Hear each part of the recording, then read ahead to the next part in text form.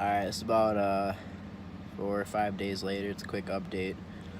I don't remember where we left off, but the engine is in. It was running and driving, but it's got electrical issues.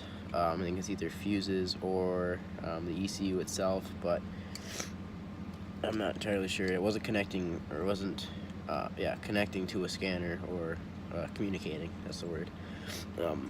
So I just checked OBD2 power. Yeah, I'm not entirely sure what it is yet, but it's either fuses or the ECU. And I also, I didn't record it, but I put a steering wheel in. It's dirty already. Yeah, same shift knob, but I'll just make a video explaining how I did that later on when I get the quick release, because I'll have to take it all out and do the same stuff anyways. So that's where we're at currently. Yeah, if all goes well today, it might run. And it did run and drive 2 days ago before it killed, because the injectors turned off and the car didn't run. But yep, that's where we're at.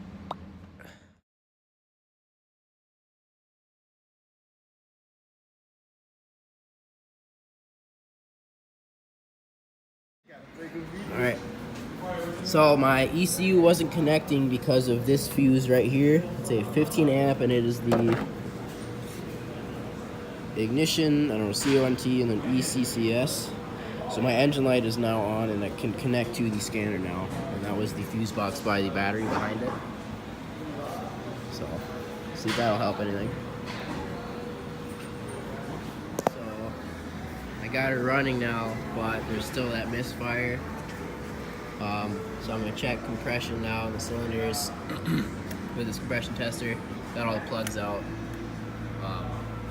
And yeah, I think it's timing because of the valves. It was 35. Timing was set weird, so yeah, get back there.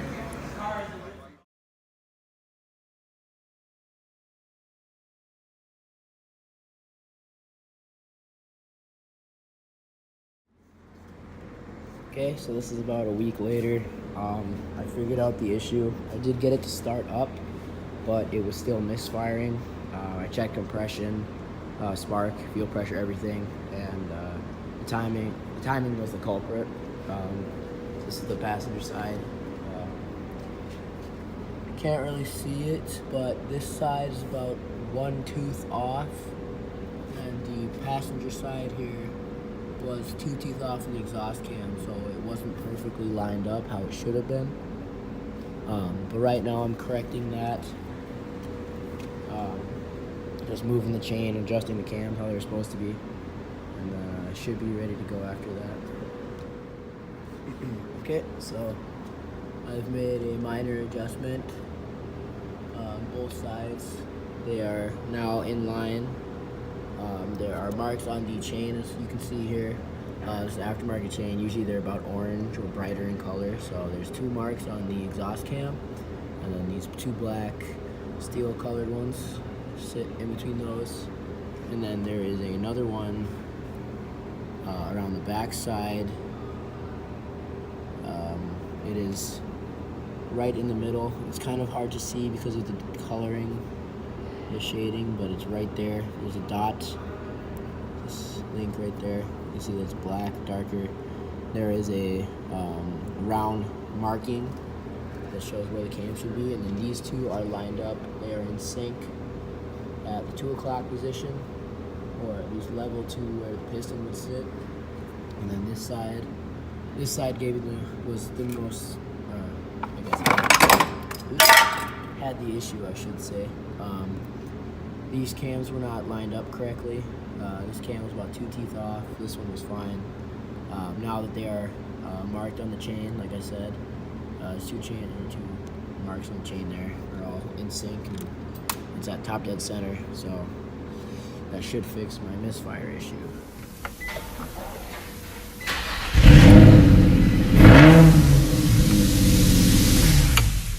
Okay, so I forgot to make this video when it happened.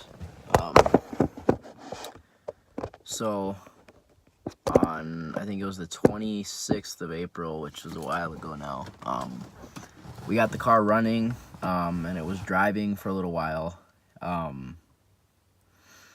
but for whatever reason, the ECU fuse, I think it was 15, fuse 82, I think, over by the battery, it was a 15 amp, it kept blowing. Like, I think it happened 3 times total, but the first time it happened was during our test drive. So the car just killed. The misfire was still present at the time. That was just the first time we drove it. But the ECU fuse blew, car wouldn't start, broke down the road, everything. But yeah, I had it picked up and towed because I was lucky enough. I just know people. I was able to get a tow truck and I didn't have to pay for it.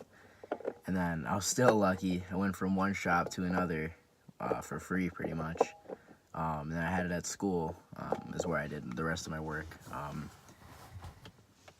It was the longest. I think it was three weeks to a month at my school. We were doing diagnostic work. I mean, to be fair, I only had like 3 hours a day. Sometimes I'd skip class, but don't worry about that. But yeah, so I checked all the grounds, and they weren't really bolted down correctly, which would explain why the ECU fuse is blowing because the engine's not grounded. But yeah, so I regrounded those, but I was still having the misfire issue. So I went through all my I guess checks. I did fuel pressure, vacuum leaks. I checked my injectors. Checked my I put a Noid light on my injectors, see if they were turning on. I replaced my spark plugs.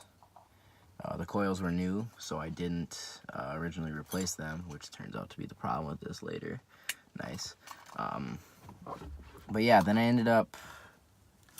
Well, I heard a ticking noise when it was running. So if you know anything about the VQs, the timing chain will tick if it's not adjusted or if it's loose or something like that. I heard that ticking. So drained all the fluids, took out all the pulleys off, everything. This time I didn't pull the front end like I did last time. I just pulled the cooling fans out, and I mean, it was a little harder to do, but I worked it out just fine.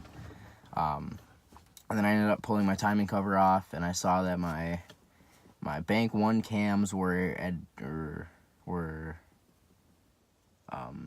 they weren't advanced. No, my bank 2 cam was advanced 1 tooth, and my bank 1 cams were 2 teeth behind. So, I mean, these cars are kind of finicky with that. I mean, if it's off a tooth, it couldn't run right. I figured that's why I had the misfire. But I reset that. Timing's good now. I replaced the water pump. Well, we did that earlier, actually. But everything's pretty much been done and redone over there. And then I was putting it on after I adjusted my timing, and the timing cover cracked, like the classic VQ, because I wasn't being careful enough because I missed the dowel pin. Yeah, so it cracked, and then I had to have that welded, and then I think that's where my oil leak comes from now. But yeah, I had to have my timing cover welded back on, and then I put it all back together. I had a lot of issues on the way in. My tensioner, my main tensioner on the top, the bolts, one stripped out because it was cross-threaded. Don't know how it happened. I didn't do that part. But so I drilled that. I drilled straight through the rear timing cover and put a bolt on the rear side, and then put RTV on the inside of the bolt so it's not gonna leak. I got lucky. Like, usually if you have a bolt or a bolt strip out like that, you have to drill it out, retap it. I just went straight through and put a bolt through.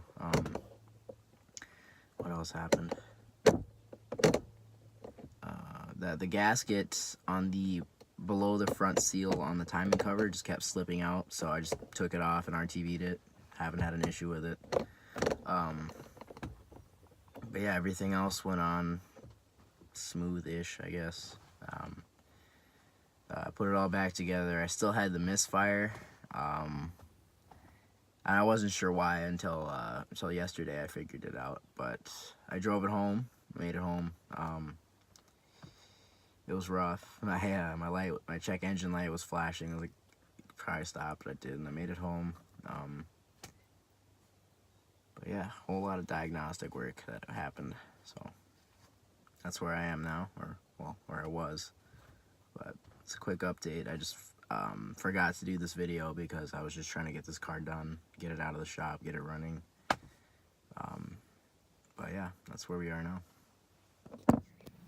Okay, I'm just gonna do a quick little video showing the bolts that I had sent through the rear timing cover, and then show where it cracked and the front seal I was talking about.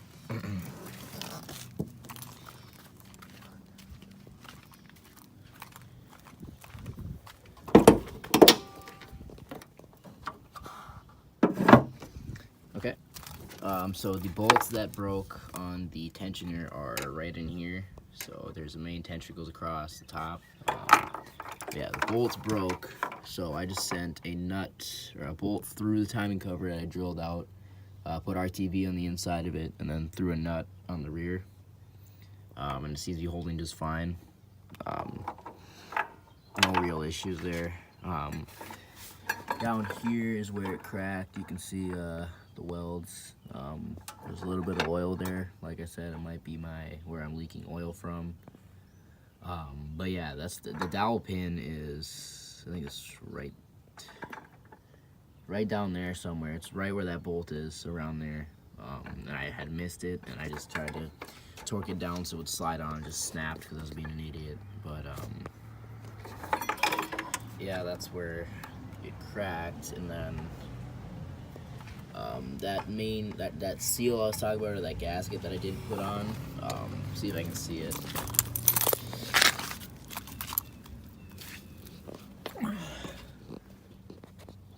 It is right up there. You can't see because of the crank, but it's the seal between the timing cover and the lower pan.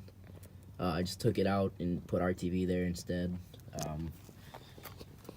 It just wasn't working out for me, so I just found a way around it. But yeah, I don't know if I mentioned it in a video as well. We added I think this is a 5/16 spacer onto the plenum, just to give it more airflow. Yeah, and this I did recently, put the intake on. It's real simple stuff. You just undo the coupler, pull the air box, take all this stuff out, and yeah, so that's pretty much it right now. I got a new battery in as well.